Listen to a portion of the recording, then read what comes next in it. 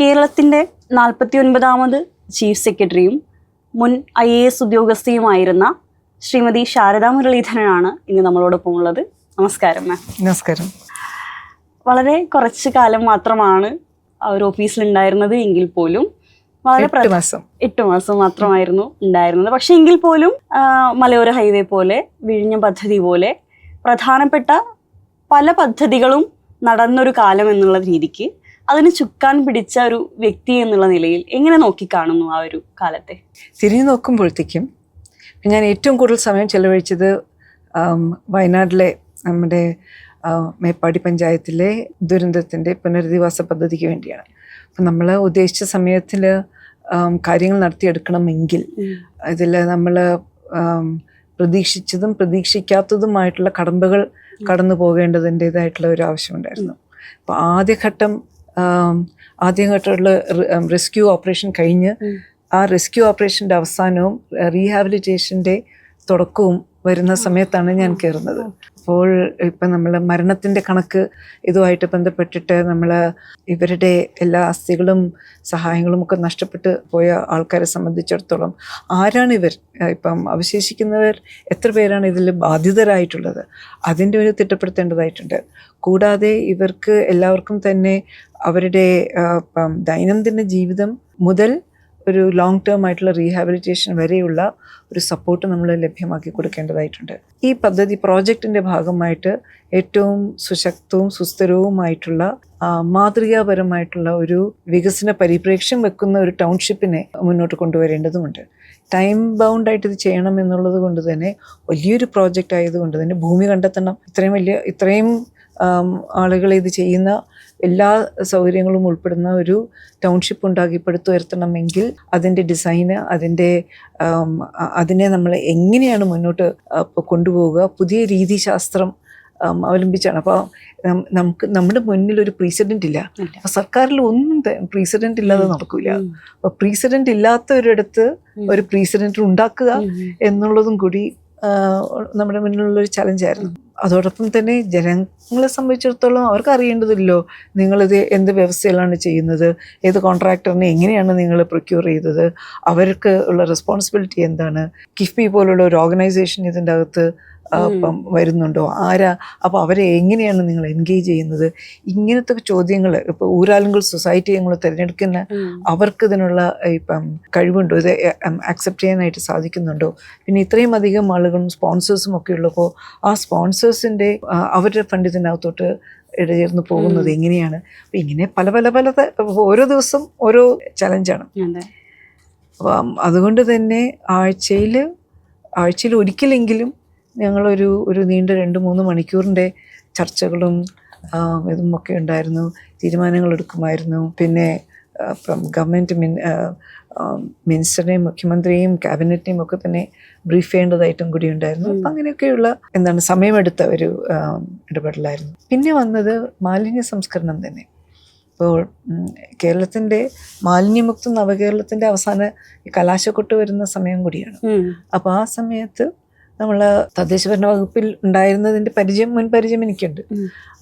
പക്ഷെ വകുപ്പ് ഇതിൻ്റെ പ്രവർത്തനങ്ങൾ മുന്നോട്ട് കൊണ്ടുപോകുമ്പോഴും മറ്റ് വകുപ്പുകളിലും കേരളം കൊണ്ടുവന്നിട്ടുള്ള ഒരു പ്രത്യേകത മറ്റാരും ചെയ്തിട്ടില്ലാത്തതും, നമ്മൾ 30-ലേറെയുള്ള വകുപ്പുകൾക്ക് മാലിന്യ സംസ്കരണം, അവരുടെ മാലിന്യം ഓരോരുത്തർക്കും ഓരോ ടൈപ്പ് മാലിന്യം. ആയുർവേദ ക്ലിനിക്കിലുണ്ടാവുന്ന ഒരു തരം മാലിന്യം, KSRT ബസ് സ്റ്റാൻഡിൽ നിന്നുണ്ടായി വരുന്നത് മറ്റൊരു തരം മാലിന്യം, ഫിഷറീസിൽ നിന്ന് നോക്കുമ്പോഴത്തേക്കും ഇപ്പൊ കടലിൽ നിന്ന് കടന്നു വരുന്ന മാലിന്യം, ഹാർബറിൽ ഉണ്ടാകുന്ന മാലിന്യം, ഇതൊക്കെ വെവ്വേറെ തരത്തിലുള്ള മാലിന്യങ്ങൾ വേറെ തരത്തിലുള്ള പ്രശ്നങ്ങൾ ഉണ്ടാക്കുന്ന.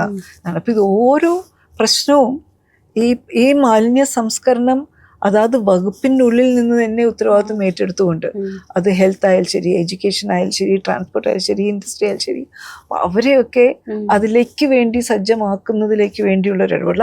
അത് ഡിപ്പാർട്ട്മെന്റിന് ചെയ്യാൻ പറ്റില്ല. ചീഫ് സെക്രട്ടറി എന്ന നിലയ്ക്ക് ഇപ്പോൾ ഗവൺമെന്റിന്റെ ഇപ്പം എല്ലാ വകുപ്പുകളെയും യോജിപ്പിക്കുന്ന ഒരാൾക്ക് മാത്രമേ അതിൻ്റെ ഒരു നേതൃത്വം കൊടുക്കാനായിട്ട് സാധിക്കുള്ളൂ. അപ്പോൾ അത്തരത്തിലുള്ള ഇടപെടലുകളും ഒരു പ്രധാനപ്പെട്ട ഫോക്കസ് ആയിരുന്നു. പിന്നെ ഇതിൻ്റെ ഇടയിൽ നമുക്ക് ഇപ്പം വിഴിഞ്ഞ വിഴിഞ്ഞം പദ്ധതി ഉണ്ടായി വരുന്നു. ഈസ് ഓഫ് ഡൂയിങ് ബിസിനസ്സിൻ്റെ പ്രവർത്തനങ്ങളിൽ ഈസ് ഓഫ് ഡൂയിങ് ബിസിനസ്സിൽ കേരളം ഒരു വളരെ നല്ല മെച്ചപ്പെട്ട സ്ഥാനത്തിലേക്ക് എത്തിക്കഴിഞ്ഞതാണ്. അപ്പം ഈ ഒരു സ്ഥാനത്തിൽ എത്തുക എന്നുള്ളത് തന്നെ ദുർഘടമാണ്. പക്ഷെ ആ സ്ഥാനത്ത് തുടരുക എന്നുള്ളത് അതിലേറെ ദുർഘടമാണ്. അപ്പോൾ അത് പ്രത്യേകിച്ചും ഇപ്പം എല്ലാവർക്കും ഒരു അതിശയം, ഇത് ഇങ്ങനെ കേരളത്തിന് സാധിച്ചു, കേരളം അവിടെ എത്തിപ്പറ്റിയത്, ഇത് എന്തോ കൊനിഷ്ടുണ്ട് എന്ന് വിചാരിക്കുന്ന സമയത്ത് ഇത് അല്ല, this is not a flash in the pan, ഇത് വാസ്തവത്തിൽ കേരളത്തിന് അർഹതപ്പെട്ടതാണ് എന്നുള്ളത് തെളിയിക്കണം. പുതുതായിട്ട് എന്തെടുത്ത് നമ്മളെടുത്ത് എറിഞ്ഞാലും അത് നമുക്ക് പ്രതിരോധിക്കുക മാത്രമല്ല നമുക്ക് മുന്നോട്ട് കൊണ്ടുപോകാനായിട്ട് സാധിക്കണം. അപ്പം ഈസ് ഓഫ് ഡൂയിങ് ബിസിനസ്സും അതിൻ്റെ ഒരു കോണ്ടെക്സ്റ്റും, അപ്പം നമുക്ക് ആദ്യമായിട്ട് കേരളത്തിൽ നിന്നൊരു കണ്ടിൻജന്റ് ഡാവോസിൽ പോയി. അപ്പോൾ ഡാവോസിൽ പോകുന്നതിൻ്റെ ഭാഗമായിട്ട് തന്നെ ഇപ്പോഴാണ് വാസ്തവത്തിൽ ഈ വ്യവസായ മേഖലയിൽ എത്രത്തോളം ഉള്ള ഇടപെടലുകൾ എന്തെല്ലാം സെക്ടേഴ്സുമായിട്ട് നമ്മൾ അസോസിയേറ്റ് ചെയ്യുന്നു എന്ന് മാത്രമല്ല, കേരളത്തിൽ എവിടെയൊക്കെ നമ്മുടെ സാധ്യതകളെന്ന് മാത്രമല്ല ഇപ്പോൾ തന്നെ നമ്മൾ അച്ചീവ് ചെയ്തിരിക്കുന്ന എത്രത്തോളമാണ് എന്നുള്ളതിനെ കുറിച്ചിട്ടുള്ളൊരു പിക്ചർ കിട്ടണമെങ്കിൽ വാസ്തവത്തിൽ ഇങ്ങനത്തെ ഒരു പൊസിഷനിൽ വരുമ്പോഴേ വാസ്തവത്തിൽ പൂർണ്ണമായിട്ട് നമുക്ക് മനസ്സിലാക്കാനായിട്ട് സാധിക്കുകയുള്ളൂ. അതിനുള്ള സാധ്യതകൾ വെച്ച് മുന്നോട്ട് പോകാൻ ഇതുമായിട്ട് ബന്ധപ്പെട്ടിട്ടുള്ള ധാരാളം നിയമനിർമ്മാണം, പോളിസി തയ്യാറാക്കൽ, അതൊക്കെ വേണ്ടി വന്നിട്ടുണ്ടായിരുന്നു. നമ്മൾ കാണുന്ന മറ്റൊരു കാര്യം സോളാർ എനർജി. അഗൈൻ ലോകം അറിയാത്തൊരു കാര്യം, ഈ സോളാർ എനർജിയും ഇതിൻ്റെ റിന്യൂവബിൾ എനർജി മാനേജ്മെൻറ്റിന് കേരളം ഇന്നിപ്പോൾ ഇന്ത്യയിലെ ഏറ്റവും മെച്ചപ്പെട്ട സംസ്ഥാനങ്ങളിലൊന്നാണ്. അപ്പം അങ്ങനെയൊക്കെയുള്ള ധാരാളം എക്സൈറ്റിംഗ് ആയിട്ടുള്ള സാധനങ്ങൾ പുഷ് ചെയ്യാനായിട്ടുള്ളൊരു അവസരം കൂടി ഉണ്ടായിരുന്നു. വിഴിഞ്ഞം പോർട്ട് അതിൻ്റെ ഭാഗം. അപ്പം വിഴിഞ്ഞം തന്നെ, ഈ വിഴിഞ്ഞം പോർട്ടിൻ്റെ എത്ര യുണീക്കായിട്ടുള്ളൊരു പൊസിഷനിലാണ് ഇത്. എങ്ങനെയാണ് ഒരു ഗെയിം ചേഞ്ചർ. നമ്മളിതൊക്കെ തുടങ്ങുമ്പോൾ നമ്മൾ വെച്ചാൽ മറ്റൊരു പോർട്ട്, ഇത് എന്താണ് ട്രാൻസ്ഷിപ്മെൻ്റ് വന്നിട്ട് പോകുന്നു, നമുക്കെന്താ കാര്യം, ഇത് നമുക്കൊന്നും ഗുണം ചെയ്യുന്നതല്ല എന്നൊക്കെയുള്ള ഒരു മുറുമുറുപ്പ് നമ്മളുടെ ഒക്കെ ഇടയിലുണ്ടായിരുന്നു. പക്ഷെ ഇത് ചെയ്തു വരുമ്പോഴത്തേക്കും ഇതിൻ്റെ എന്തൊക്കെ ആണ് ഇത് തുറന്നു തരുന്നതിൻ്റെ സാധ്യതകൾ, എന്തൊരു ആഗോളതലത്തിൽ ഒരു പ്ലെയറായിട്ട് മാറുന്നതിൻ്റെ, ഇന്ത്യയുടെ തന്നെ ഇപ്പം കാർഗോ മൂവ്മെൻറ്റിനെ ബാധിക്കുന്ന ഇതുമായിട്ട് ബന്ധപ്പെട്ട് വരുന്ന ലോജിസ്റ്റിക്സ് ക്രമീകരണങ്ങൾ എന്താണ്, ട്രാൻസ്പോർട്ടേഷൻ നമുക്ക് എങ്ങനെയാണ് ഇത് ചെയ്യേണ്ടി വരിക, അതുമൊക്കെ ആയിട്ട് ബന്ധപ്പെട്ടുള്ള ഇപ്പോൾ ഗവൺമെൻറ് ഓഫ് ഇന്ത്യ ആയിട്ടുള്ള നെഗോഷിയേഷൻ, ഇങ്ങനെ കുറേ അധികം കാര്യങ്ങൾ ഇതിൻ്റെ ഇടയിൽ നമുക്ക് സെറ്റ് ചെയ്യാനായിട്ട് സാധിച്ചു. ഇതിൻ്റെ ഒക്കെ ഇടയിൽ മറ്റൊരു വിഷയവും വളരെ ശക്തമായിട്ട് കടന്നു വന്നിരുന്നത് നമുക്ക് മനുഷ്യ വന്യജീവി സംഘർഷം. അപ്പം ഈ സംഘർഷം വാസ്തവത്തിൽ തദ്ദേശഭരണ വകുപ്പിലിരിക്കുമ്പോൾ 2020 തന്നെ സർക്കാർ തലത്തിലും പൊതുമനസ്സിലും പുറത്തു വരുന്നതിന് മുമ്പ് തദ്ദേശഭരണ സ്ഥാപനങ്ങൾ ഇത് തിരിച്ചറിഞ്ഞിരുന്നു. അവർ പ്രശ്നം ഉന്നയിച്ചിട്ടുണ്ടായിരുന്നു. അന്ന് തന്നെ തദ്ദേശഭരണ വകുപ്പും വനം വകുപ്പും ചർച്ച ചെയ്ത് ഈ സംഘർഷത്തിനെ അഭിമുഖീകരിക്കുന്നതിലേക്ക് വേണ്ടിയുള്ള ചില ഇടപെടലുകളൊക്കെ നമ്മൾ അന്ന് തൊഴിലുറപ്പ് പദ്ധതിയെ എങ്ങനെ ഇതിനകത്തോട്ട് കൊണ്ടുവരാം, ഉപയോഗിക്കാം എന്നൊക്കെയുള്ള ആശയപരമായിട്ടുള്ള ചർച്ചകൾ നടത്തുകയും ആ ചർച്ചയുടെ അടിസ്ഥാനത്തിൽ കുറേ നിർദ്ദേശങ്ങളും ഒരു പ്രവർത്തന പരിപാടി തയ്യാറാക്കുകയും ചെയ്തിട്ടുണ്ടായിരുന്നു. പക്ഷെ അതൊക്കെ കുറച്ചും കൂടി ഒന്ന് മൂർച്ഛിച്ച് വന്നൊരു സമയം കൂടിയായിരുന്നു ഞാൻ അവിടെ ഉണ്ടായിരുന്നത്. അപ്പോൾ ആ കോണ്ടെക്സ്റ്റിൽ തന്നെ നമ്മൾ അഗൈൻ എനിക്ക് തോന്നുന്നു പൈനിയറിംഗ് ആയിട്ട് എങ്ങനെയാണ് ഇപ്പം ഈ ഒരു പ്രശ്നത്തിനെ ജനങ്ങളെയും കൂടി അവരെ ഇതിൻ്റെ ഭാഗമാക്കിക്കൊണ്ട് എങ്ങനെയാണ് നമുക്കിതിനൊരു പരിഹാരം കാണാൻ പറ്റുക, എന്താണ് റെസ്പോൺസിബിൾ ഗവർണൻസ്. ഈ റെസ്പോൺസിബിൾ ആയിട്ട് പിന്നെ ഒരു ഭാഗത്ത് പ്രൊട്ടക്ഷൻ, മറുഭാഗത്ത് നമ്മുടെ റെസ്പോൺസിബിൾ ബിഹേവിയർ, മൂന്നാമത് ഇവിടെ വനത്തിൻ്റെ അകത്ത് തന്നെ മൃഗങ്ങളെ കാട്ടിൻ്റെ അകത്ത് തന്നെ നിർത്തുന്നതിലേക്ക് വേണ്ടി എന്ത് ക്രമീകരണങ്ങൾ ചെയ്യണം. അപ്പം അങ്ങനെ പല രീതിയിലും പിന്നെ ഓരോ ഇതിലേക്ക് വേണ്ടിയും റേഞ്ചിന് വേണ്ടിയും ഒക്കെ തന്നെ പ്രത്യേകമായിട്ടുള്ള ഒരു ആക്ഷൻ പ്ലാൻ തയ്യാറാക്കുന്ന ഒരു ഇടപെടലും ഉണ്ടായിരുന്നു. അങ്ങനെ ഓർത്തു നോക്കുമ്പോഴത്തേക്ക് കുറേ അധികം കാര്യങ്ങൾ ഇതിൻ്റെ ഇടയിൽ നടന്നിട്ടുണ്ടായിരുന്നു. അത് പിന്നെ ഒരു കാര്യം നമ്മൾ ഓർക്കേണ്ടുന്നത്, നമ്മളൊക്കെ ഇങ്ങനെ വരുന്നു പോകുന്നു, ഒരു സിസ്റ്റം തുടർന്നു പോകുന്നു, ആ സിസ്റ്റത്തിൻ്റെ മൂവ്മെന്റിനെ ഒന്ന് തടസ്സപ്പെടുത്താതിരിക്കുക. പക്ഷെ അതിനെ ആക്സലറേറ്റ് ചെയ്യാൻ പറ്റുന്ന എവിടെയൊക്കെയാണോ അവിടെയൊക്കെ ആക്സലറേറ്റ് ചെയ്യിപ്പിക്കുക, പിന്നെ തടസ്സങ്ങൾ നീക്കുക എന്നുള്ളത് ആണ് ഇപ്പം വരുന്ന ഏതൊരു ചീഫ് സെക്രട്ടറിയും ചുമതല. കുടുംബശ്രീയുടെ എക്സിക്യൂട്ടീവ് ഡയറക്ടറായിട്ട് ജോലി ചെയ്തൊരു വ്യക്തി എന്നുള്ള രീതിയിൽ കേരളത്തിലെ സ്ത്രീകളെ ശാക്തീകരിക്കുന്നതിൽ കുടുംബശ്രീ വഹിച്ച പങ്ക് അല്ലെങ്കിൽ വഹിക്കുന്ന പങ്ക് എന്താണെന്നാണ് തോന്നുന്നത്? കേരളത്തിലെ സ്ത്രീ ശാക്തീകരണത്തിന് ഒരു പ്രധാനപ്പെട്ട ഘടകം തന്നെയാണ് കുടുംബശ്രീ. എന്തുകൊണ്ടെന്നാൽ ഒന്നാമത് ഇത്രയും അധികം സ്ത്രീകൾ 40 ലക്ഷത്തിനടുപ്പിച്ച് സ്ത്രീകൾ ഇന്ന് കുടുംബശ്രീ സംവിധാനത്തിനകത്തുണ്ട്. അവരുടേതായിട്ടുള്ള ഒരു വളരെ സേഫ് ആയിട്ടുള്ള ഒരു ഇടമാണ് കുടുംബശ്രീയും അയൽക്കൂട്ടങ്ങളും ADS-ഉം CDS-ഉം ഒക്കെ. പക്ഷേ ഒരു കേവലം മൈക്രോ ഫൈനാൻസ് പ്രവർത്തനങ്ങൾ മാത്രമല്ലോ, അയൽക്കൂട്ടം എന്ന് പറയുന്നത് തന്നെ ഗ്രാമസഭയുടെ ഒരു ഉപഘടകം എന്നുള്ള രീതിക്ക് വളരെ പ്രസക്തമാണ്. ഞാൻ ഓർക്കുന്നുണ്ട്, ഞാൻ ജില്ലാ കളക്ടറായിരുന്ന സമയത്ത്, അത് ജനകീയാസൂത്രത്തിന്റെ തുടക്കമാണ്. ആ സമയത്ത് അന്ന് ഞങ്ങൾ DPC-യിൽ ചർച്ച ചെയ്തത്, അല്ല ഈ സ്ത്രീകളെ ഞങ്ങൾ എങ്ങനെയാണ് ഗ്രാമസഭയിൽ കൊണ്ടുവരിക, സ്ത്രീകളുടെ അസാന്നിധ്യം കൊണ്ട് നിറഞ്ഞു നിൽക്കുകയായിരുന്നു ഗ്രാമസഭ. ഇന്ന് നേരെ തിരിച്ചാണ്. ഇന്നിപ്പോൾ സ്ത്രീകൾ വളരെയധികം ഗ്രാമസഭയ്ക്കകത്തുണ്ട്. പക്ഷെ കുടുംബശ്രീക്കകത്ത് കടന്നു വരുമ്പോഴത്തേക്കും ആ ഒരു നേട്ടം നമ്മൾ എത്തിയിട്ടുണ്ടായിരുന്നു. ഗ്രാമസഭയിൽ സ്ത്രീകൾ ധാരാളം എത്തിച്ചേർന്നുണ്ട്. എന്നിരുന്നാലും ഒരു പ്രശ്നമുണ്ട്. ഈ ഗ്രാമസഭയിൽ സ്ത്രീകളോട് ചെന്നിട്ട് റബ്ബർ സ്റ്റാമ്പായിട്ട് പ്രവർത്തിക്കുകയോ, അപ്പോൾ റബ്ബർ സ്റ്റാമ്പായിട്ട് നിൽക്കുന്ന അതൊരു പങ്കാളിത്തമല്ലല്ലോ, അത് പാർട്ടിസിപ്പേഷൻ എന്ന് നമുക്കത് പറയാൻ പറ്റില്ല. അപ്പോൾ ഇൻഫോംഡ് ആയിട്ട് സ്ത്രീകൾ അതിൻ്റെ അകത്ത് നമ്പർ കൂട്ടാൻ വേണ്ടി മാത്രമല്ല, അവർ വാസ്തവത്തിൽ അഭിപ്രായം പറയാനും അവരുടെ ആവശ്യങ്ങൾ ഉന്നയിക്കാനും പറ്റുന്നൊരു വേദിയായിട്ട് മാറും.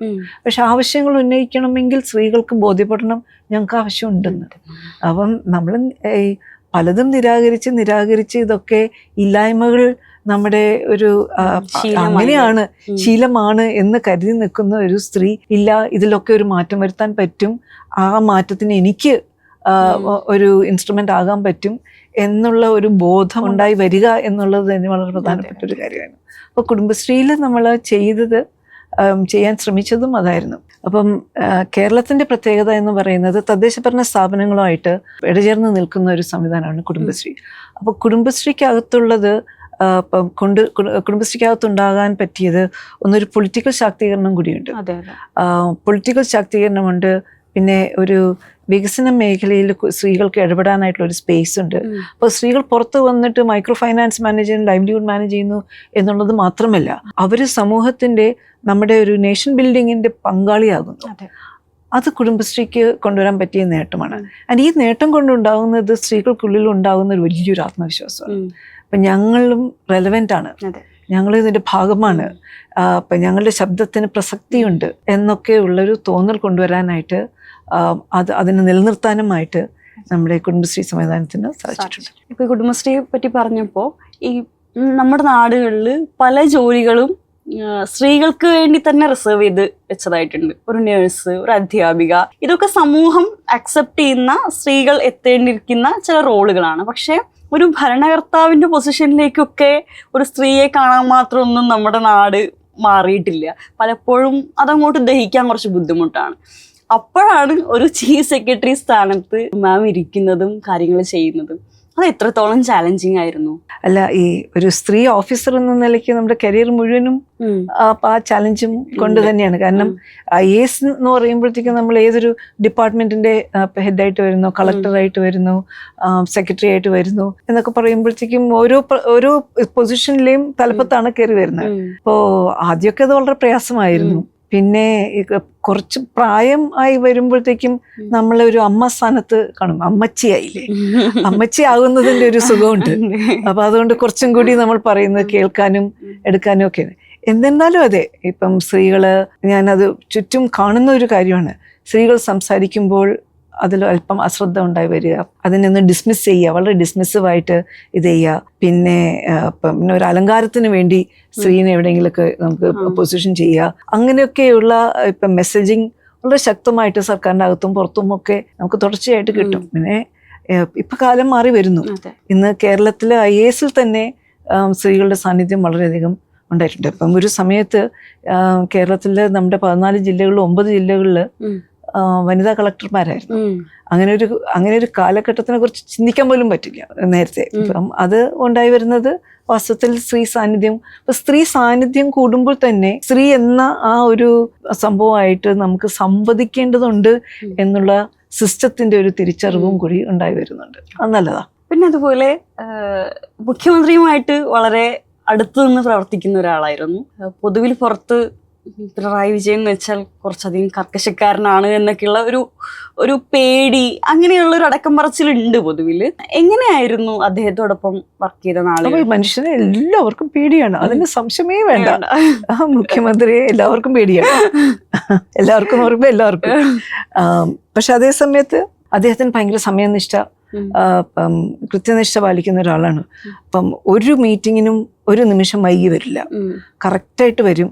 അദ്ദേഹം 1 മണിക്കൂർ അതിന് സമയം കൊടുത്തിട്ടുണ്ടെങ്കിൽ ആ 1 മണിക്കൂറിൻ്റെ അകത്ത് നമ്മളത് തീർത്തിരിക്കണം. എല്ലാവരും കേൾക്കാൻ അദ്ദേഹം സന്നദ്ധനാണ്, എല്ലാവരും കേൾക്കുകയും വേണം. പക്ഷേ ആരും കയറി വലിച്ചു വാരി സംസാരിക്കാനായിട്ട് സമ്മതിക്കില്ല, അത് വളരെ ഇംപേഷ്യൻ്റ് ആവുകയും ചെയ്യും. എന്നാൽ വളരെ കൃത്യമായിട്ട് കാര്യങ്ങൾ പറയുമ്പോൾ അത് ഉൾക്കൊള്ളാനും, പിന്നെ ഇതിൻ്റെ പ്രത്യേകിച്ചും ക്വാണ്ടിറ്റേറ്റീവ് ആയിട്ടുള്ള റിപ്പോർട്ട്, അപ്പോൾ ഇൻഫർമേഷൻ അദ്ദേഹത്തിന് കിട്ടണം. അപ്പോൾ വെറുതെ നമ്മൾ ഒരു ധാരണയുടെ പുറത്ത് സംസാരിക്കുന്ന അദ്ദേഹത്തിന് ഇഷ്ടമല്ല. വിവരങ്ങൾ വെച്ചുകൊണ്ട് നമുക്ക് കാര്യങ്ങൾ അവതരിപ്പിക്കാനായിട്ട് പറ്റണം. എല്ലാവർക്കും സമയവും അവസരവും ഇതിനുള്ളിൽ തന്നെ നിന്നുകൊണ്ട് കൊടുക്കുന്നതിൽ അദ്ദേഹം കണിച്ചക്കാരനാണ്. പിന്നെ അതെല്ലാം കൂട്ടി നമ്മൾ മുഖ്യമന്ത്രി ഇത് എപ്പോഴും അദ്ദേഹത്തിന്റെ മീറ്റിങ്ങിന്റെ സ്വഭാവം എല്ലാവരും ആദ്യം സംസാരിക്കും, പിന്നെ അദ്ദേഹം ഒരു റാപ്പപ്പ് നടത്തും. ഈ റാപ്പപ്പ് നടത്തുന്ന സമയത്ത് നമ്മൾ അപ്പോഴാണ് മനസ്സിലാവുന്നത് ഇവിടെ പറഞ്ഞത് ഓരോ കാര്യവും അദ്ദേഹം വളരെ കൃത്യമായിട്ട് ശ്രദ്ധിച്ചിട്ടുണ്ട്, നോട്ട് ചെയ്തിട്ടുണ്ട്. അപ്പം അദ്ദേഹം എന്താണോ തയ്യാറാക്കി വന്നിരിക്കുന്നത് അതിനും അപ്പുറത്ത് ഇപ്പം ചർച്ചയിൽ കൂടി ഉണ്ടായി വരുന്നത് കൂടി ഉൾപ്പെടുത്തിക്കൊണ്ടാണ് കാണുന്നത്. അപ്പം ഭയങ്കര എഫിഷ്യൻ്റായിട്ടും ബിസിനസ് ലൈക്കായിട്ടും ആണ് മുഖ്യമന്ത്രി എല്ലാ ഓഫീസേഴ്സിൻ്റെ അടുത്തും, അത് ചീഫ് സെക്രട്ടറി ഉൾപ്പെടെ ഇടപഴകുന്നത്. അത് മനസ്സിലാക്കിക്കൊണ്ട് അദ്ദേഹത്തിൻ്റെയും നമ്മുടെയും സമയം വാല്യൂബിൾ ആണ് എന്ന് തിരിച്ചറിഞ്ഞുകൊണ്ട് ആ രീതിയിൽ അദ്ദേഹമായിട്ട്. അതുപോലെ ഈ പഞ്ചായത്ത് രാജ് സംവിധാനം ഏറ്റവും നന്നായി നടക്കുന്ന ഒരു സംസ്ഥാനമാണ് കേരളം എന്ന് പറയുന്നത്. അപ്പോൾ അത് ഗ്രാസ് റൂട്ട് ലെവൽ ഓഫ് ഡെവലപ്മെന്റിനെ എങ്ങനെ എൻഷുർ ചെയ്തിട്ടുണ്ടെന്നാണ് മനസ്സിലാക്കുന്നത് ഈ ഒരു അനുഭവത്തിൽ വെച്ച്? കേരളത്തിലെ പഞ്ചായത്ത് രാജ് വന്ന് ഇവിടെ ഇന്ന് രാവിലെ സെമിനാറിൽ പറയുകയുണ്ടായിരുന്നു, നമ്മൾ ലാൻഡ് റിഫോംസ് കഴിഞ്ഞിട്ട് ഉണ്ടായിട്ടുള്ള ഏറ്റവും വലിയ റെവല്യൂഷൻ എന്ന് പറയുന്നത് ഡീസെൻട്രലൈസ്ഡ് ഗവൺമെൻറ് തന്നെയാണ്.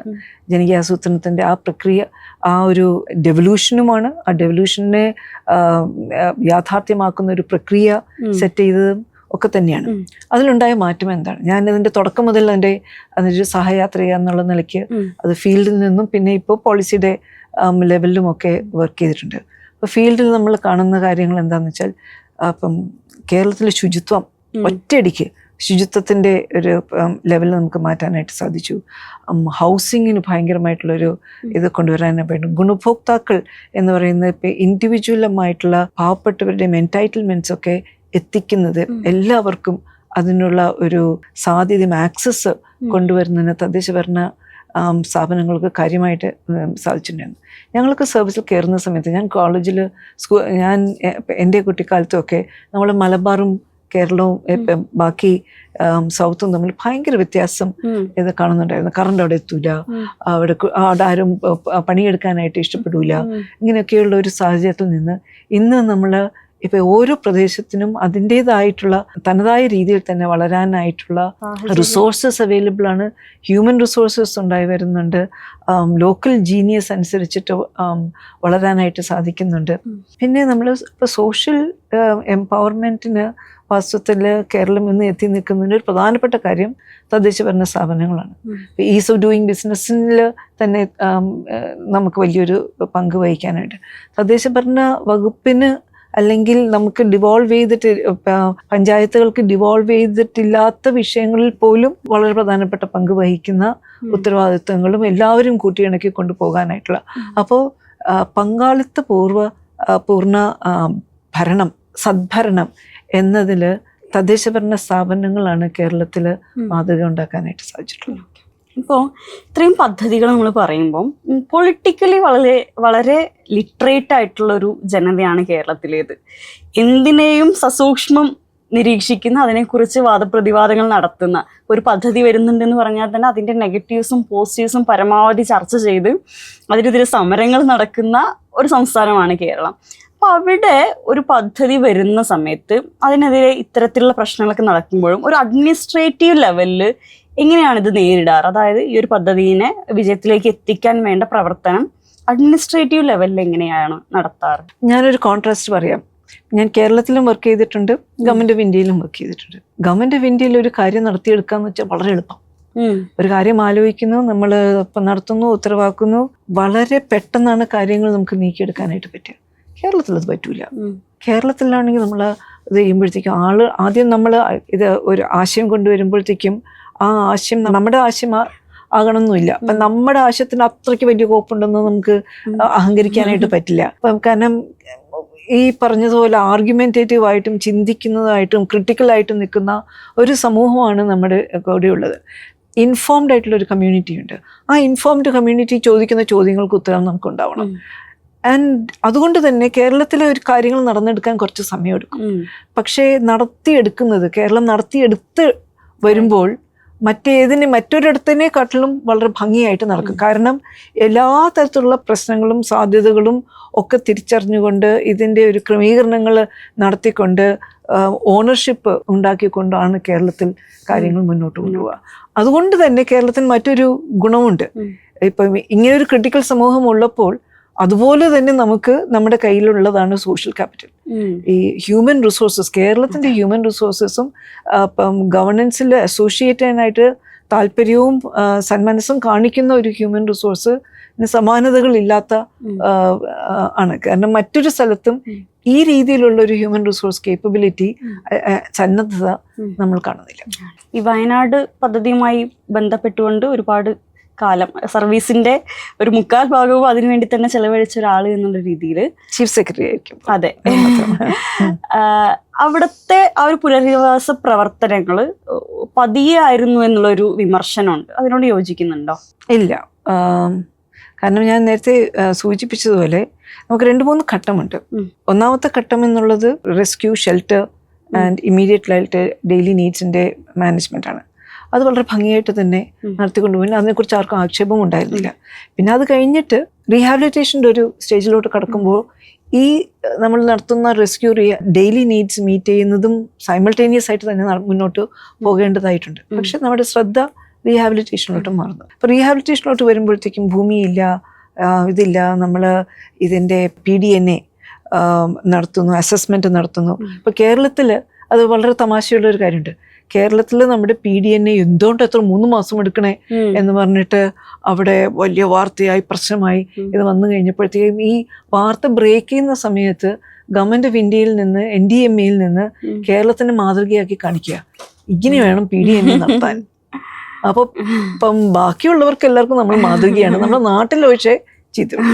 അത് പിന്നെ ഇപ്പം കേരളത്തിൽ കാരണം നമുക്കൊരു വിധത്തിൽ നോക്കാം, ഇത് ഗവൺമെന്റിൽ നിന്നുള്ള എക്സ്പെക്ടേഷൻ മറ്റ് സംസ്ഥാനങ്ങളിൽ അവരുടെ ഗവൺമെന്റിൽ നിന്ന് എക്സ്പെക്ട് ചെയ്യുന്നതിനെക്കാട്ടിലും എത്രയോ കൂടുതൽ കേരളത്തിലെ ജനത ഗവൺമെന്റിൽ നിന്ന് എക്സ്പെക്ട് ചെയ്യുന്നുണ്ട്. കേരളത്തിൽ നമ്മുടെ ഗവൺമെന്റ് ഒരു വീഴ്ച എന്തായാലും ഉണ്ടായി. ആ വീഴ്ച എന്ന് പറയുന്നത് പ്രവർത്തനത്തിൽ ഒരു സ്ലോ ഗോയിങ് അല്ല, അതായിരുന്നില്ല പ്രശ്നം. കമ്മ്യൂണിക്കേഷൻ്റെ ഗ്യാപ്പ് ഉണ്ടായിരുന്നു. കാരണം എന്താണ് ചെയ്യുന്നത്, എങ്ങനെ ചെയ്യുന്നു, ഇതിൽ ഓരോരുത്തരും നമ്മൾ വിശ്വാസത്തിൽ എടുക്കുന്നതിനുള്ള ഈ ഒരു പ്രോസസ്സ്. കേരളത്തിൽ നമ്മൾ ഇവിടെ ഉണ്ടായിരുന്ന ഒരു 1000-ലേറെ ഇതിൽ ബാധിതരായിട്ടുള്ള ആളുകൾക്ക് വേണ്ടി ഓരോ കുടുംബത്തിനും വേണ്ടി ഒരു മൈക്രോ പ്ലാൻ തയ്യാറാക്കിയിട്ടുണ്ടായിരുന്നു. ആർക്കറിയാതെ ആ മൈക്രോ പ്ലാൻ തയ്യാറാക്കി ഇവരുടെ ഓരോരുത്തരുടെ കടം എന്താണെന്ന് ഇത് തിരിച്ചറിഞ്ഞ് അവരുടെ കൂടെ ഇരുന്നു കൊണ്ട് എന്ത് തരത്തിലുള്ള വികസനമാണ്, എന്ത് തരത്തിലാണ് അവർ മുന്നോട്ട് ഇത് പോകാനായിട്ട് ഉദ്ദേശിക്കുന്നത്, അതെങ്ങനെ സാധിക്കാനായിട്ട് പറ്റും എന്നുള്ളത് വളരെ സൂക്ഷ്മമായിട്ടും ശ്രദ്ധയോടുകൂടി സെറ്റ് ചെയ്ത് കൊടുത്തതാണ്. അങ്ങനെ കുടുംബങ്ങൾ, ഇൻഡിവിജ്വൽ കുടുംബങ്ങളായിട്ട് ബന്ധം പുലർത്തിയത് കൊണ്ട് തന്നെ പ്രാദേശികമായിട്ടെങ്കിലും നമ്മുടെ അഡ്മിനിസ്ട്രേഷനിലെ വിശ്വാസം നമുക്ക് നിലനിർത്തി കൊണ്ടുപോകാനായിട്ട് സാധിച്ചിട്ടുണ്ടായിരുന്നു. ഇതിൻ്റെ ഞാൻ നേരത്തെ സൂചിപ്പിച്ചതുപോലെ ഇതിനൊരു ബ്ലൂ പ്രിന്റ് നമ്മൾ ഏതൊരു പ്രവർത്തനത്തിനാണെങ്കിലും സർക്കാരിൽ പ്രവർത്തിക്കുന്നത് ബ്ലൂ പ്രിന്റ് വെച്ചിട്ടാണ്, നമ്മളുടെ ഒരു പ്രീസിഡന്റ് വെച്ചിട്ടാണ്. ഇതിപ്പോൾ ഇങ്ങനെ നടത്തിയിട്ടുണ്ടോ, ഈ രീതിക്കാണ് ചെയ്യേണ്ടത്, ഇന്ന എമൗണ്ടാണ് നമ്മൾ കൊടുക്കേണ്ടത്, ഇന്ന ആൾക്കാരെ ഒരു പ്രൊക്യൂർമെൻറ്റ് നടത്തണമെങ്കിൽ ഇന്ന രീതിയിലാണ് പ്രൊക്യൂർ ചെയ്യേണ്ടത്. അതൊന്നും തന്നെ ചെയ്യാൻ പറ്റാത്ത ഒരു വളരെ സ്പെഷ്യൽ ആയിട്ടുള്ള ഒരു ഒക്കേഷനാണ് ഇപ്പം ഈ പുനരധിവാസ പദ്ധതി നമ്മുടെ മുന്നിൽ ചാലഞ്ചായിട്ട് ഇപ്പം വന്നത്. അത് വളരെ കറക്റ്റായിട്ടും ശക്തമായിട്ടും നിറവേറ്റുന്നതിലേക്ക് വേണ്ടിയുള്ള, അപ്പോൾ നമ്മൾ മുന്നോട്ട് കാര്യങ്ങൾ നീങ്ങുകയും വേണം. പക്ഷേ സിസ്റ്റംസ് ചെയ്യുമ്പോൾ തന്നെ പുതിയ സിസ്റ്റംസ് എന്താണ് എന്ന് കൊണ്ടുവന്ന് അത് ഫിനാൻഷ്യലിയും എക്കണോമിക്കലിയും ഒക്കെ തന്നെ അത് വയബിൾ ആണ് എന്ന് ഉറപ്പാക്കിക്കൊണ്ടാണ് നമ്മൾ മുന്നോട്ട് ഇത് പോകുന്നത്. അതുകൊണ്ട് തന്നെ ഇന്നിപ്പോൾ ഈ ഒരു ടൗൺഷിപ്പ് ഉയർന്നു വരുമ്പോൾ അത് കംപ്ലീറ്റ് ആകുമ്പോൾ, ഈ കംപ്ലീറ്റ് ആകുന്നത് തന്നെ നമ്മൾ എഗൈൻ വൈകുന്നു എന്ന് പറയുമ്പോഴും പുറം ലോകം പറയുന്നത് ഇത്ര പെട്ടെന്ന് നിങ്ങൾ ഇത്ര ഇവിടം വരെ എത്തി എന്നുള്ളതാണ്. നമുക്കാണ് ഇപ്പം നമുക്ക് ക്ഷമയില്ല എന്ന് പറയുമ്പോഴും നമ്മൾ ആ ക്ഷമയില്ലാത്തതിന് കാരണം ഈ നീറുന്ന കുടുംബങ്ങളില് അവര് ഇപ്പോഴും അനിശ്ചിതത്തിലല്ല, പക്ഷെ ഒരു പൂർണ്ണമായിട്ടുള്ള പെർമനന്റ് ആയിട്ടുള്ള റീഹാബിലിറ്റേഷനിൽ എത്തിയിട്ടില്ല എന്നുള്ളത് നമ്മളുടെ മനസ്സിൽ നമ്മൾ കൂടുതൽ എംപത്തറ്റിക് ആവുന്നത് കൊണ്ട് കൂടി. അതെ, അത് മറക്കരുത്. കാരണം അത് മറക്കാതിരിക്കുന്നിടത്തോളം സമയത്ത് മാത്രമേ നമ്മളത് വളരെ ശക്തിയോടെ ആർജവത്തോടു കൂടി ഇത് ഒരു സൊല്യൂഷൻ, ഒരു എൻഡ് ഔട്ട്കം ഓറിയന്റഡ് ആയിട്ട് നമ്മൾ അതിനു വേണ്ടിയുള്ള എല്ലാ പ്രവർത്തനങ്ങളും മുന്നോട്ട് കൊണ്ടുപോകും. ഇപ്പം നമ്മൾ ഈ ഒരു കഴിഞ്ഞ 10 വർഷം എടുക്കുകയാണെങ്കിൽ ഗവൺമെന്റിനെ സംബന്ധിച്ചിടത്തോളം ഒരുപാട് ക്രൈസിസുകൾ വന്നിട്ടുള്ള ഒരു സമയമാണ്. നിപ്പ, പ്രളയം, കോവിഡ്, ഇപ്പോൾ വയനാടാണെങ്കിലും ഇങ്ങനെ ഒരുപാട് ക്രൈസിസ് വന്നിട്ടുണ്ടെങ്കിലും അതിനെയൊക്കെ മാനേജ് ചെയ്യുകയും അതേസമയം മറ്റ് കുറവുകൾ വരാതെ ഏറ്റവും മാർജിനലൈസ്ഡ് ആയിട്ടുള്ള വിഭാഗത്തിന് വേണ്ടിയുള്ള പദ്ധതികൾ ഉണ്ടാക്കിക്കൊണ്ട് ഇപ്പോൾ പെൻഷൻ സ്കീമുകളൊക്കെ വന്ന മാറ്റം നമ്മൾ കണ്ടതാണ്. അതുപോലെ തന്നെ മറ്റ് മേഖലകളിലൊക്കെ തന്നെയാണ്, വിദ്യാഭ്യാസ മേഖലയിലും ആരോഗ്യ മേഖലയിലും ഒക്കെ വലിയൊരു ബൂം സൃഷ്ടിക്കാൻ വേണ്ടിയിട്ട് കേരളത്തിൽ കഴിഞ്ഞ കാലയളവിൽ കാണുന്നുണ്ട്. മൊത്തത്തിൽ ഈ ഒരു കേരളത്തിൽ നടന്നിട്ടുള്ള ഈ ഒരു ഡെവലപ്മെന്റ് പ്രോജക്ട്സിനെ എങ്ങനെ നോക്കിക്കാണും? ഏറ്റവും പ്രധാനപ്പെട്ടത് ഇന്ന് കേരളത്തിൻ്റെ നമ്മുടെ ഒരു വികസന പരിപ്രേക്ഷ്യം എന്ന് പറയുന്നത് growth with equity. And growth with equity എന്നുള്ളത് നമ്മൾ എല്ലാവരും ചേർത്തുകൊണ്ടുള്ള, പക്ഷേ കേരളത്തിൻ്റെ മാറുന്ന സമൂഹത്തിന് മാറുന്ന അംബിഷൻസിനെ കൂടി തിരിച്ചറിഞ്ഞുകൊണ്ടുള്ള ഒരു വികസനം നമ്മൾ കാഴ്ചവെക്കാനായിട്ട് ശ്രമിച്ചിട്ടുണ്ട്. നമ്മളുടെ സാമൂഹിക മേഖലകളിലാണ് ഹെൽത്ത്, എഡ്യൂക്കേഷൻ മുതലായ മേഖലകളിൽ നമ്മൾ അതിൻ്റെ ഫോക്കസ് നമുക്ക് കൊണ്ടുവരാനായിട്ട് നോക്കിയിട്ടുണ്ട്. പ്രൈവറ്റ് യൂണിവേഴ്സിറ്റി ഹയർ എഡ്യൂക്കേഷനിൽ തന്നെ ഇപ്പം കേരളം ആക്ച്വലി ഹയർ എഡ്യൂക്കേഷനിൽ എത്തേണ്ടിടത്ത് നമ്മൾ എത്തിയിട്ടില്ല. അതിന് ഇപ്പം എന്താണ് വേൾഡ് ക്ലാസ് ആയിട്ടുള്ള ഒരു ഗ്ലോബൽ യൂണിവേഴ്സിറ്റി നമുക്ക് കേരളത്തിൽ കൊണ്ടുവരാനായിട്ട് പറ്റണം. കാരണം ഗ്ലോബൽ ഹ്യൂമൻ റിസോഴ്സസ് ആണ് നമ്മുടെ നാട്ടിലുള്ളത്. കേരളത്തിന്റെ ശക്തി എന്ന് പറയുന്നത് തന്നെ കേരളത്തിന്റെ ഹ്യൂമൻ റിസോഴ്സ് ആണ്. സ്റ്റാർട്ടപ്പ് ഇക്കോണമി നമ്മളിത് കൊണ്ടുവന്നു കഴിഞ്ഞപ്പോഴത്തേക്കും ഏറ്റവും മെച്ചപ്പെട്ട സ്റ്റാർട്ടപ്പ് ഇക്കോണമി ആയിട്ട് കേരളത്തിന്റെ വളരെയധികം നമുക്ക് ചലഞ്ചസ് ഉണ്ട്. ഇൻഡസ്ട്രി, ഇപ്പം ലാൻഡിന്റെ ഏറ്റവും പ്രധാനപ്പെട്ട ലാൻഡിന്റെ ചലഞ്ചും റിസോഴ്സസിന്റെ ചലഞ്ചും ഒക്കെ ഉണ്ടായിരുന്നിട്ടും അതിനെയൊക്കെ മാറ്റിമറിക്കുന്ന നമ്മുടെ ആ ഹ്യൂമൻ റിസോഴ്സിൻ്റെ, ആ സ്കില്ലിൻ്റെ കഴിവുകൊണ്ട് നമുക്ക് ഒരു മാറ്റം, ട്രാൻസ്ഫോർമേറ്റീവ് ആയിട്ടുള്ള മാറ്റം നമുക്ക് കൊണ്ടുവരാനായിട്ട് സാധിച്ചിട്ടുണ്ട്. കേരളത്തിനെ സംബന്ധിച്ചിടത്തോളം നമുക്ക് നമ്മളുടെ ഈ സ്ട്രെങ്ത്, ഞാൻ നേരത്തെ സോഷ്യൽ ക്യാപിറ്റലിനെ കുറിച്ച് പറഞ്ഞു, നമ്മുടെ സ്കില്ലിംഗ് റിസോഴ്സസിൻ്റെ കണ്ടുപിടിക്കും. തദ്ദേശ ഭരണ സ്ഥാപനങ്ങൾക്ക്, ശക്തമായിട്ടുള്ള തദ്ദേശ ഭരണ സ്ഥാപനങ്ങളുടെ ക്രിട്ടിക്കലായിട്ടുള്ള ഒരു കമ്മ്യൂണിറ്റി, നമ്മൾ തെറ്റ് ചെയ്യാൻ അനുവദിക്കാത്ത ഒരു കമ്മ്യൂണിറ്റി, ഇത്രയൊക്കെ ആകുമ്പോഴത്തേക്കും കേരളത്തിൽ ഉണ്ടായി വരുന്നത് നല്ലത് തന്നെയാണ്. അപ്പം അതിദാരിദ്ര്യം സെറ്റ് ചെയ്ത് മുന്നോട്ട് കൊണ്ടുപോകുമ്പോൾ, ആ പ്രവർത്തനങ്ങൾ ഏറ്റെടുക്കുമ്പോൾ നമ്മൾ നോക്കിക്കണ്ടതും അത് തന്നെയാണ്. ഇപ്പം കേരളമല്ല പറഞ്ഞത്, നീതി ആയോഗ പറഞ്ഞ കേരളത്തിൽ നമ്മുടെ ദാരിദ്ര്യത്തിൻ്റെ അളവ് ഇത്രയും കുറവാണെന്നുള്ളത്. അതിൻ്റെ ചുവട് പിടിച്ചുകൊണ്ട് എന്നാൽ പിന്നെ അങ്ങനെ വരുന്ന മൾട്ടി പോവർട്ടി ഇൻഡെക്സിൻ്റെ ഭാഗമായിട്ട് വരുന്ന ആ ഒരു ഡിസ്പ്ലേസ്മെൻ്റ് ഉണ്ടല്ലോ, അതിനെയും നമുക്ക് കൈകാര്യം ചെയ്യാനായിട്ട് പറ്റണം എന്നുള്ള ഒരു ഇൻ്റർവെൻഷൻ കണ്ടുകൊണ്ട് ഇപ്പം ഏറ്റവും മാർജിനലായിട്ടുള്ള, ഏറ്റവും അദൃശ്യമായിട്ടുള്ളവരെയും കൂടി കാണാൻ ശ്രമിക്കുന്ന ഒരു സംവിധാനമാണ്. അതും കൂടി കൊണ്ട് തന്നെയാണ് ഇപ്പോൾ കോവിഡിൻ്റെ കാര്യമായാലും നമ്മൾ ഫ്ലഡ്സിൻ്റെ കാര്യത്തിൽ ഇത്രയും രൂക്ഷമായിട്ടുള്ള പ്രശ്നങ്ങൾ ഉണ്ടായിരുന്നിട്ടും ഇത്രയും ഇപ്പം മറ്റ് സംസ്ഥാനങ്ങളെ അപേക്ഷിച്ചിട്ട് ഏറ്റവും വലിയ സിറ്റീസിൽ ഉണ്ടാകുന്ന പ്രശ്നങ്ങളാണ് കേരളത്തിൽ ഉടനീളം ഉണ്ടാകുന്നത്. കാരണം കേരളത്തിൻ്റെ പോപ്പുലേഷൻ്റെ ഡെൻസിറ്റി അങ്ങനെയാണ്. പക്ഷേ കേരളത്തിൽ നമ്മൾ ഓരോ ഗ്രാമപഞ്ചായത്തിലെയും നമ്മൾ ഇവരുടെ ഈ റേറ്റ് ഓഫ് ഇൻസിഡൻസ്, കോവിഡിൻ്റെ ഇൻസിഡൻസ് നമ്മൾ TPI നമ്മൾ മോണിറ്റർ ചെയ്തു. അത് വേറെ എവിടെയാണ് ചെയ്തിട്ടുള്ളത്? അപ്പം നഗരങ്ങളിൽ പോലും ചില സ്ഥലങ്ങളിൽ മാത്രമേ അത് വെച്ചുകൊണ്ട് അവർ പ്രൊജക്റ്റ് ചെയ്യുകയാണ് ചെയ്തത്. പക്ഷെ കേരളത്തിൽ നമ്മൾ കൃത്യമായിട്ട് എനിക്കറിയാം, കാരണം ഞങ്ങൾ ഡെയിലി മോണിറ്റർ ചെയ്യുന്നുണ്ടായിരുന്നു ഓരോ പഞ്ചായത്തിലും എന്താണ് സ്ഥിതി. അത് ഇപ്പം പ്രശ്നം കൂടുതൽ രോഗത്തിൻ്റെ ഇത് പ്രഭാവം കണ്ട സ്ഥലങ്ങളിലൊക്കെ അവിടെ നമുക്ക് CFLTC ആവശ്യത്തിനുണ്ടോ, ഇൻസ്റ്റിറ്റ്യൂഷണൽ സംവിധാനങ്ങൾ ആവശ്യത്തിനുണ്ടോ, ഓക്സിജൻ സിലിണ്ടർ ആവശ്യത്തിനുണ്ടോ, ഡോക്ടർ ആവശ്യത്തിനുണ്ടോ ഒക്കെ നമ്മൾ ഡേ ടു ഡേ ബേസിസിൽ ഓരോ പഞ്ചായത്തിലും നമ്മൾ നടന്നതാണ്. അത് നമ്മൾ ഇപ്പം ഇവിടെ അളക്കുന്നത് പോലെ തന്നെ ഗവൺമെൻറ് തലത്തിൽ മുഖ്യമന്ത്രിയുടെ ലീഡർഷിപ്പിൽ ഡെയിലി ഇതിൻ്റെ ഇതുണ്ടായിരുന്നു.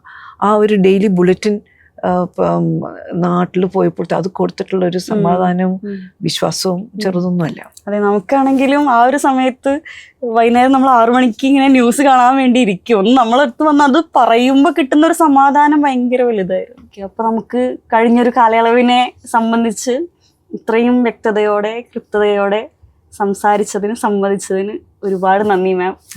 Thank you so much.